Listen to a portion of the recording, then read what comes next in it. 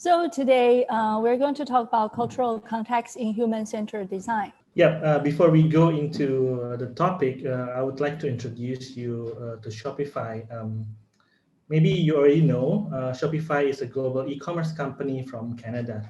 So we offer platform for businesses to set up online stores, but our offering also goes beyond that. We include payments, marketing tools, channels, and shipping tools as well. We have employees around the world in different regions and almost every region in the world. So even though our product originates from North America, from primarily English-speaking countries, now we operate in non-English speaking countries as well, including Asia Pacific, Africa, and South America. So as with every market, there are differences and nuances, and we think this is an important topic to share today. So Christine and I are part of Shopify UX team. So the UX team comprises of 450 people with different disciplines and diverse backgrounds. We are made up mostly of product designers, researchers, content designers, marketing designers, and we also have industrial designers who design our POS hardwares. We have taxonomists and also accessibility experts. We are digital by default, meaning that we are hiring in all corners of the world. And if you're interested to join us in the UX team, please take a look at shopify.com/careers. In this year, we are also hiring 2021 new Shopee folks. That's what we call Shopify employees. So please take a look at our careers page if there's anything that interests you. So today we're going to cover two topics. The first one is why cultural context matters in the success of human-centered design. And the second point is we're going to share with you the 4 steps to design for a cultural context. So why cultural context matters for human-centered design? A lot of time in human-centered design, we encourage people to zoom in to see the individual's needs and behaviors. However, when we design a global product, it's also very useful to zoom out to the context to be able to see the cultural context beyond the individual behavior. So by saying cultural context, we actually talk about the physical environment, the social environment, as well as the culture and the society. So for example, if we consider the cultural context, even just a very simple sign-in process will need to change. For example, in the North America, we usually invite the merchants to sign in with their email address. However, if we put the same thing in India, if you know that India actually is a mobile first or even mobile only country, the mobile tariff is so cheap in India. And then the mobile phone is also widely available for people. Therefore, they almost do everything on the mobile platform, whereas the Wi-Fi and the desktop is not so available for people. Therefore, when we design our sign-in process, we should ask people to give their mobile number instead, and then consider they would complete the whole process in their mobile phone. Understand the cultural context also will help us to understand a lot of people's subconscious decisions. For example, when I did a project in Indonesia about people's buying journey for a smartphone, people always tell us a lot of reasons and then how they choose their perfect phone. But it's also interesting to see so many buyers will change their mind last minute in the retail store.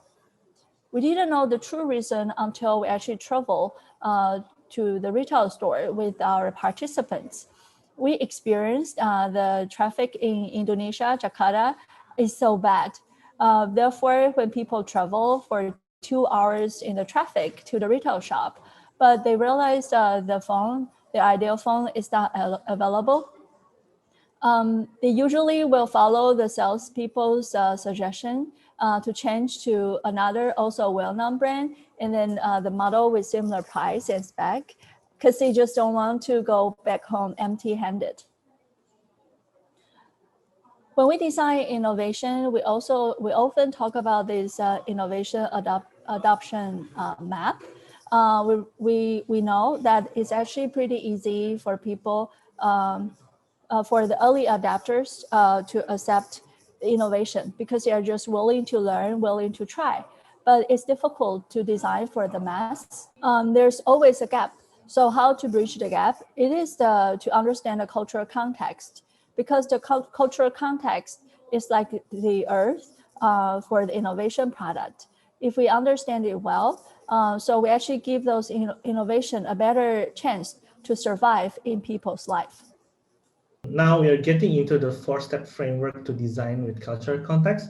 So this framework we are proposing to help teams to understand cultural context and how to use the context to help design better. So we have 4 steps, as I mentioned. One is acknowledge cultural differences, realizing that there are cultural differences in our markets and users. And then step 2 is to learn that cultural differences specific to our project. And then step 3 is to use that context to inspire innovative solutions or create a better product. And then the last step is to prepare for what's next. So this is not about like 1 or 2 projects. We need to make sure that we have a framework for future projects as well.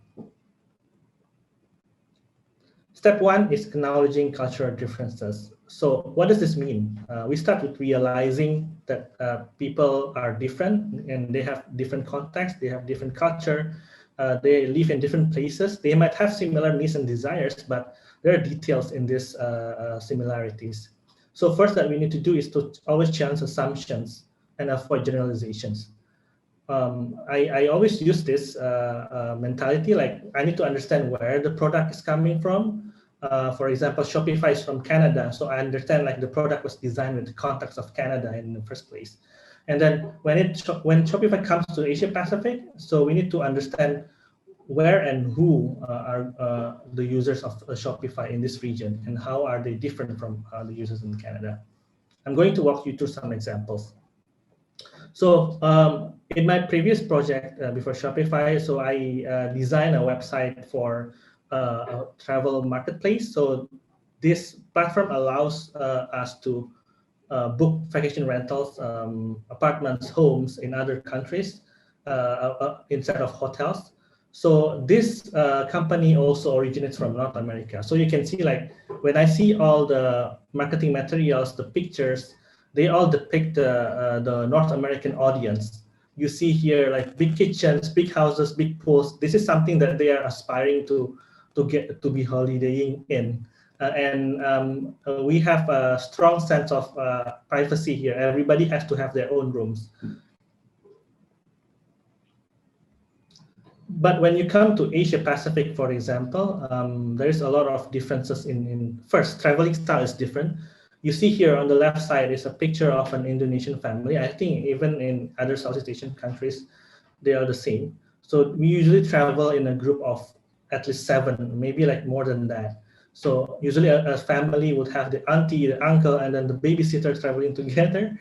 For example, to Japan, and they spend like a few nights or maybe like a week straight in a single apartment, and they don't mind like living or sleeping in the living room. So this originates from the culture of tidur lambat. Like for example, this is in Southeast Asia. So we go to our parents' homes in festivities, like Eid, for example, to our villages, and we just sleep on the floor together. There's no concept of privacy here.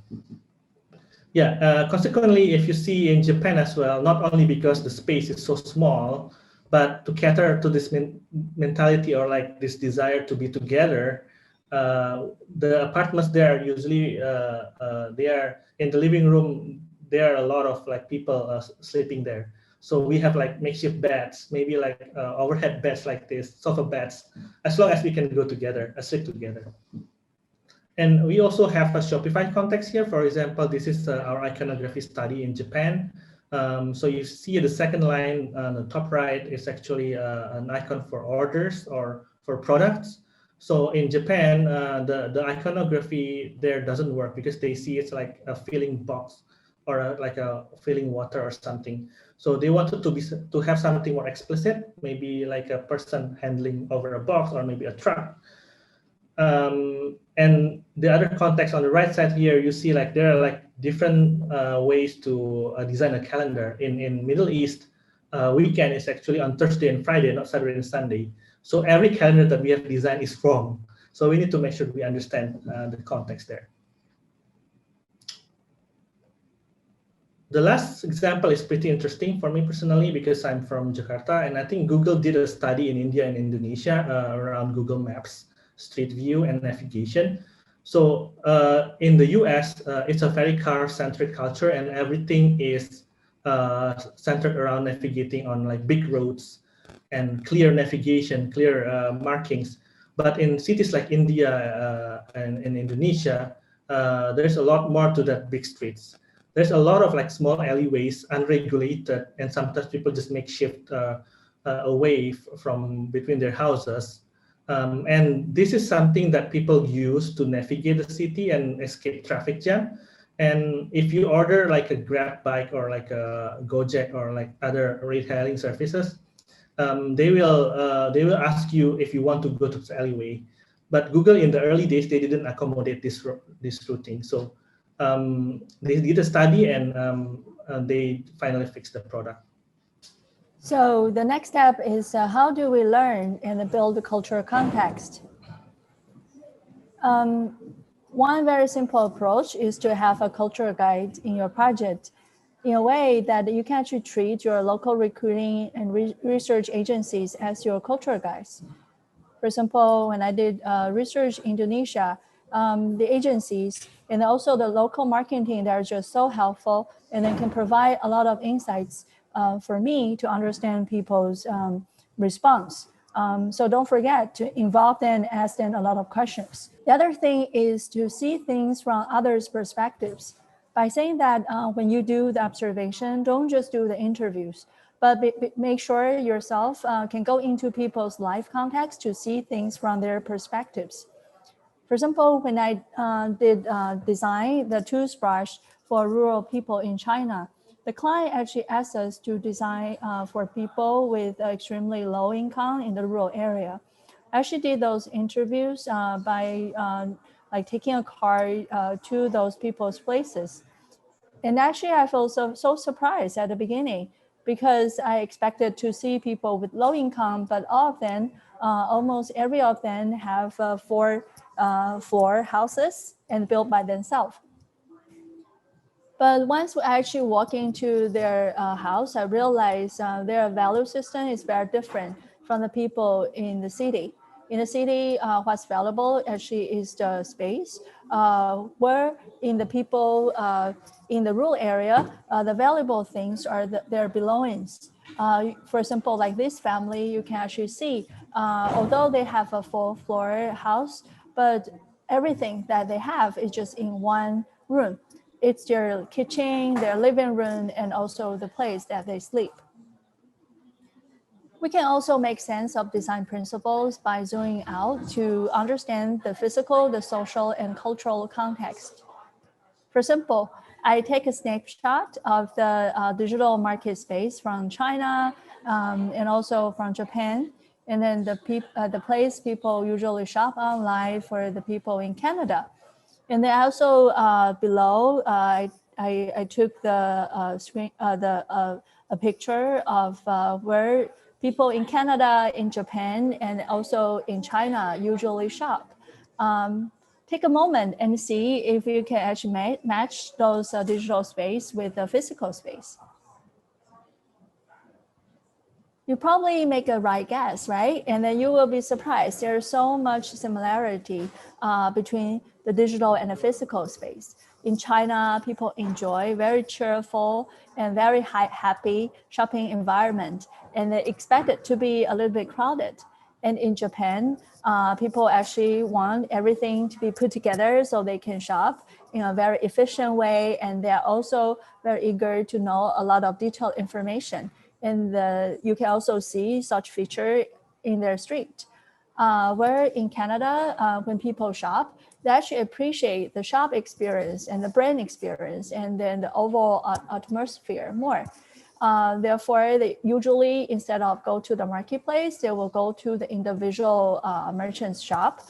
And then, so when they go actually shopping in the street, they also prefer to go into the individual shop rather than a busy shopping area. Lastly, when we do design, we should consider local laws and regulations. For example, when we design for merchants in China, they often tell us marketing is very difficult. But when we actually understand the cultural context behind it, what they actually mean is the Facebook is banned in China. So they cannot use the Facebook app Shopify provide. In order to still help them, we actually need to understand the situation, and then the design team redesign the Facebook app for the merchants in China by taking off a lot of applications. Therefore, they can still do the marketing and then control Facebook when they sell a board. So the step 3 is ideate. How do we use the cultural context to inspire innovative solutions? So how do we generate insights and to trigger innovative actions? So if you see this chart at the left, sometimes when we hear people talk about their needs, a lot of time we'll just directly provide the solutions based on what they said. But in order to generate insights and trigger innovation, we actually should go through a synthesis process to elevate observations to become insights to inspire design opportunities. For example, one time when I redesigned the app to help the clients to provide a service to use the food suggestions and restaurant suggestions to improve the top executives' health. The original app, for some reason, didn't work because the top managers actually not really didn't willing to subscribe the service, and even they did, very few of them will continue to use the service. We didn't know the reason until we did a study and a synthesis. The insight actually changed our perspective. We realized the people who actually manage the top managers' food is not themselves, but their secretaries. Therefore, our audience assumption was wrong. After we changed the major audience to their secretary, the adoption rate and also the satisfaction for the app just greatly increased. If you don't get the opportunity to really do a lot of behavioral observation, you can always co-create with people by inviting them in the iteration process. For example, when I design the environmental friendly new type of fuel for the new type of home appliances for the rural people in China, we didn't get chance to do a lot of previous behavioral study. However, we built a lot of one-to-one paper model and then brought those models to people's home. So they were able to help us to understand where to put those models and then how to change them. Therefore, we're still able to iterate our design and make sure those appliances can fit in their home in the future. Thank you, Christine. So the last step is to ask, what's next? After one project, how can we future-proof the strategy? Understanding cultural context goes beyond one or two projects.